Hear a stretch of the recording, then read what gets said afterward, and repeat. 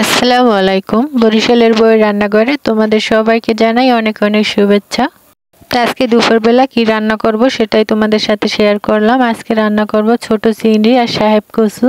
এই কচুটাকে আমরা সাহেব কচু এই জন্য বলি। এই কচুটা একদমই আলুর মতো, গলা চুলকায় না আর খেতে খুবই ভালো লাগে। কচুটা দেখতে মান কচুর মতো, কিন্তু এটা মান কচু না, ভিতরটা একদম হলুদ আর রান্না করলে একদমই গলে যায়, খেতে খুব ভালো লাগে। তো প্রথমে আমি 1 কেজির মতো কচু আনাজ কেটে নিয়েছি, এরপর ঠান্ডা পানি দিয়ে ভিজিয়ে রাখছি। তো অন্যদিকে কিছুটা মশলা বেটে নিব।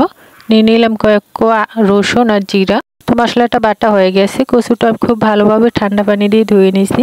তো কচুটা আমি একটু সেদ্ধ করে নেব, সেজন্য 2টা আম পাতা নিয়ে নিলাম। আম পাতা কিংবা তেঁতুল পাতা দিয়ে কচু সেদ্ধ করলে একদমই গলা চুলকায় না। তো আমি 2 মিনিট ঢাকনা দিয়ে জাল করে নেব।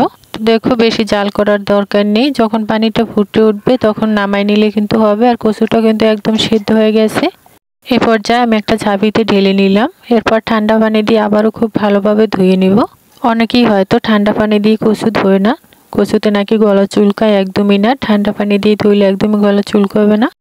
তো আমি কচু রান্না করার আগে ঠান্ডা পানি দিয়ে ভিজিয়ে রাখি।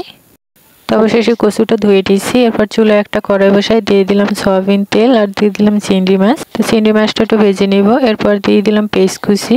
তো চিংড়ি মাছ আর পেস্টটা খুব ভালোভাবে ভেজে নিয়েছি। এরপর দিয়ে দিলাম সামান্য একটু পানি, হলুদ মরিচের গুঁড়া আর লবণ দিয়ে মশলাটা খুব ভালোভাবে কষাই নেব। তো আমার ভিডিওর কোনো অংশ যদি তোমাদের কাছে ভালো লাগে তাহলে চ্যানেলটা সাবস্ক্রাইব করে পাশে থেকো। তো মশলাটা কষানো হয়ে গেছে, দিয়ে দিলাম পরিমাণ মতো ঝোল। তো ঝোলটা যখন ফুটে উঠবে তখন আমি ধুয়ে রাখা কচু আনাজগুলো দিয়ে দিব। এরকম ফুটন্ত ঝোলের উপর কচু আনাজ দিলে একদমই গলে যায়। তো দেখো কালারটা কত সুন্দর আসছে। এই পর্যায়ে আমি ডেকে প্রায় 5 থেকে 6 মিনিট জাল করে নেব। তো এখানে নিয়ে নিলাম কয়েকটা ধনিয়া পাতা। তো অবশেষে ডাকটাটা তুলে ধনিয়া পাতাগুলো দিয়ে দিলাম। দেখো কালারটা কত সুন্দর আসছে আর খেতেও মাশাআল্লাহ দারুণ মজা ছিল। তো তোমরা কে কি নামে এই কচুটাকে চেনো অবশ্যই কমেন্ট করে বলে যাবা। আর ভিডিওটা কেমন হয়েছে সেটাও কমেন্টে জানাতে ভুলো না কিন্তু। আজকের মতো এখানে বিদায় নিচ্ছি। তোমাদের সঙ্গে পরবর্তী ভিডিওতে দেখা হবে। ততক্ষণ পর্যন্ত সবাই ভালো থেকো, সুস্থ থেকো। আল্লাহ হাফেজ।